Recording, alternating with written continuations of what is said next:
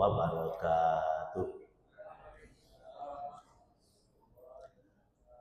Alhamdulillahilladzi anzala as-sakinata fi qulubil mu'minin liyazdadu imanan ma'a imanihim. Ashhadu an la ilaha illallah wa ashhadu anna Muhammadan abduhu wa rasuluhu sallallahu alaihi wasallam la nabiyya ba'da. Allahumma salli wa sallim ala Muhammad wa ala alihi wa sahbihi ajma'in. Faqala Allah Ta'ala fil Qur'anil Karim, na'udzu billahi minasy syaithanir rajim. Bismillahirrahmanirrahim. Ya ayyuhalladzina amanu taqullaha wa qulu qawlan sadida. Wa qala an-nabiy sallallahu alaihi wasallam, alaikum bis-shadaqi fa iza sidqa yahdi ilal kibri wa innal birri yahdi ilal jannah. Wa qala an-nabiy sallallahu alaihi wasallam, inna sidqa tuma'niyatun wa innal kadhiba rabiyatun. Wa qala an-nabiy sallallahu alaihi wasallam, as-saumu bis-sidq. Shadaqallahul azim wa sadaqan nabiyil karim.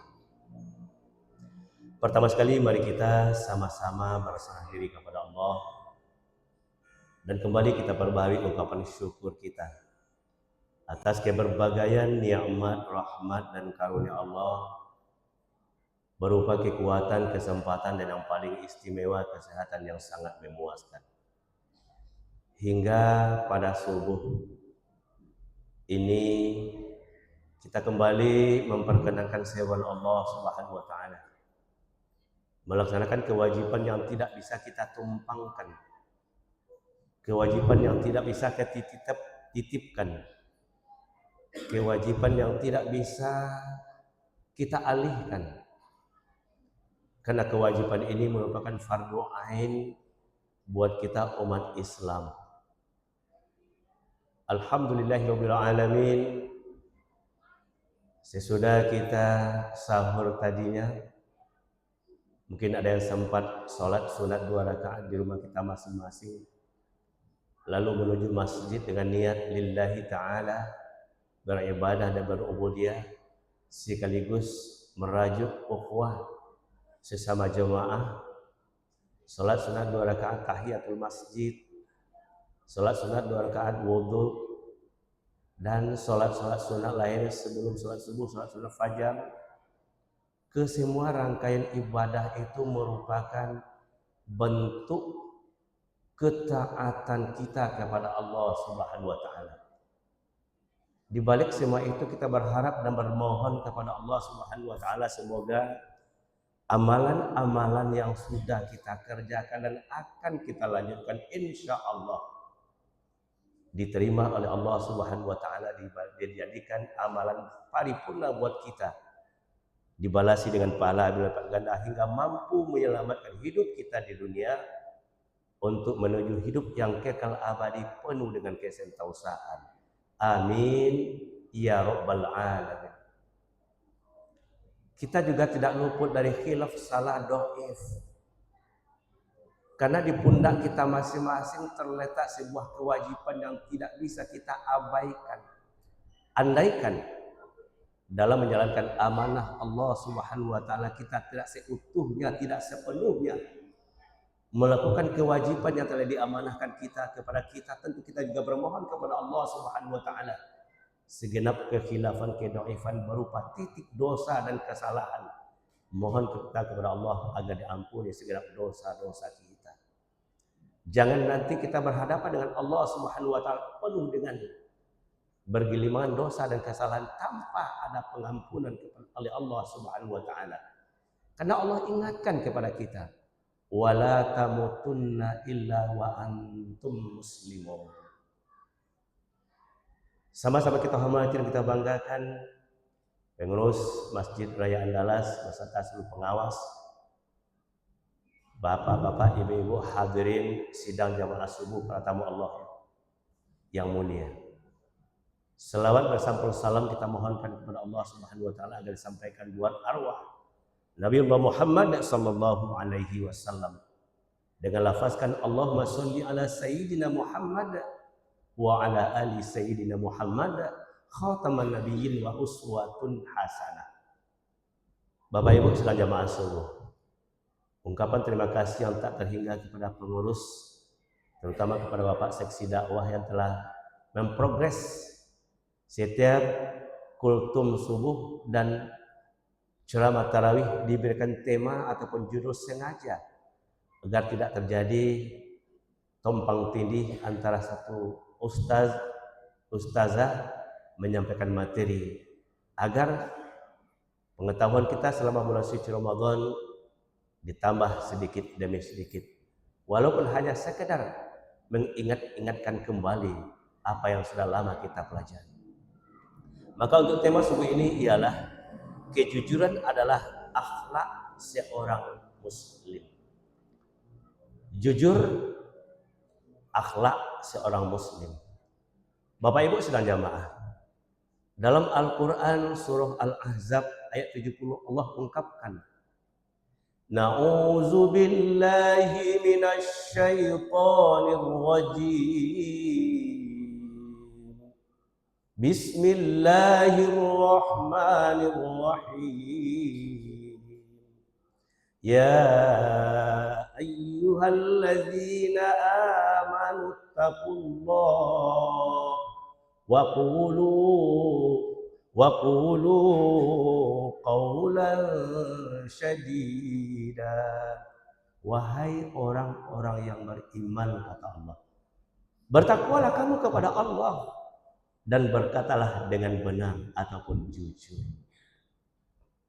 Rasulullah SAW menyampaikan sebuah sabdanya yang diriwayatkan oleh Bukhari wal Muslim, Alaikum bis-sidqi fa inna sidqa yahdi ila birri wa innal birri yahdi ilal jannah.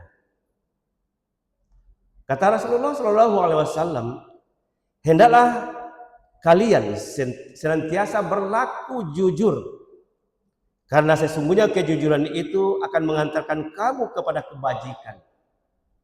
Dan kebajikan itu, kata Rasulullah, akan mengantarkan dirimu ke dalam surga Allah Subhanahu wa taala. Siapa-siapa di antaramu yang jujur, maka engkau akan dicap selama-lamanya menjadi manusia yang jujur. Dan dalam riwayat lain oleh Tirmizi diungkapkan oleh Rasulullah SAW, Inna sidqa tuma'niyatun fa innal kadziba ya betul. Sesungguhnya kejujuran itu akan mendatangkan ketenangan jiwa, ketentraman batin, wal kadzbu, dan bohong itu akan mendatangkan keresahan kepada pelakunya. Rasulullah SAW, Ramadan merupakan pendidikan untuk membentuk karakter umat Nabi Muhammad menjadi karakter yang jujur. As-saumu bis-sidqah. Bapak Ibu sedang jamaah, yang dikatakan dengan jujur itu berasal daripada bahasa Arab as-siddiq, yang artinya benar. Istilah kejujuran itu ialah seiringnya percakapan dengan perbuatan. Kita tahu ungkapan itu merupakan saluran inspirasi hati dan pemikiran. Ketika seseorang berpikir, lalu hati merasakan, diungkapkan oleh lisan, lidah, melalui sebuah percakapan atau ungkapan.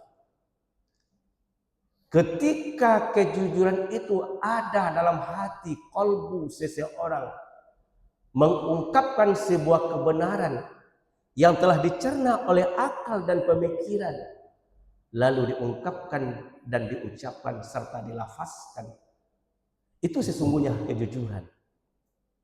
Bapak Ibu sekalian jamaah,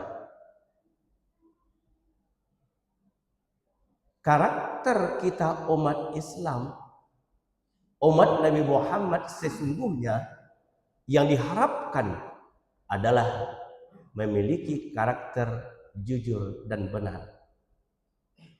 Ketika kita tidak berlaku jujur dalam percakapan, perkataan, dan tidak seiring dengan perbuatan, maka kita di mana-mana akan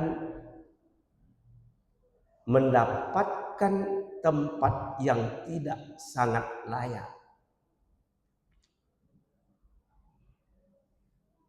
Karena kejujuran itu merupakan sesuatu hal yang sangat didambakan oleh banyak orang. Kebenaran itu sesungguhnya sangat didambakan oleh banyak orang. Kenapa? Karena memang dalam hidup dan kehidupan ini perlu ada ketransparan antara satu dengan yang lainnya. Jujur itu boleh dikatakan apa adanya. Tidak ada dusta di antara kita. Tidak ada yang disembunyikan di antara kita, terkecuali hal-hal yang mesti disembunyikan. Bapak Ibu sekalian jamaah, kenapa kita dituntut untuk berlaku jujur, perkataan atau perbuatan? Karena kejujuran itu akan bermanfaat bagi seseorang. Pertama, akan mendapat sebuah kepercayaan. Awak kalau jujur, kalau benar perkataan dan perbuatan, maka siapapun pasti akan percaya dengan kita.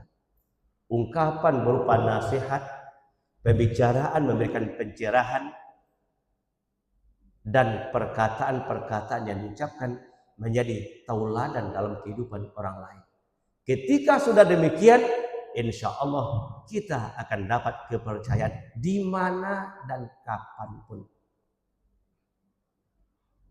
Namun apabila kita kadzab, bohong, dusta, menipu, maka kata petua kita di Minang, sekali lancong ke ujian, seumur hidup orang tak percaya. Sekali terbukti bohong, kadzab, berdusta, seumur hidup orang tak percaya. Sekali lancong ke ujian, seumur hidup orang tak percaya. Dan kata Rasulullah, bohong itu, kadzab itu, lawan daripada jujur itu memunculkan keresahan, kegelisahan kepada seseorang.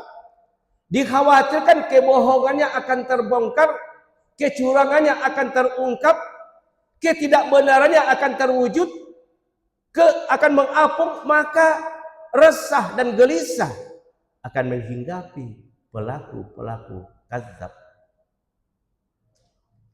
Maka pantas Nabi mengatakan as-saumu bis-sidqah. Ramadan itu membentuk karakter umatku, bagaimana dia bisa berlaku jujur, perkataan dan perbuatan. Karena selama bulan suci Ramadan, pantangan daripada amalan ibadah Ramadan itu adalah bohong. Kalau seseorang berdusta, bohong, kadzab, itu akan membatalkan amalan ibadah puasa. Bukan puasanya yang batal, tapi amalan-amalan ibadah puasa itu akan terkikis habis karena kadzab itu sendiri.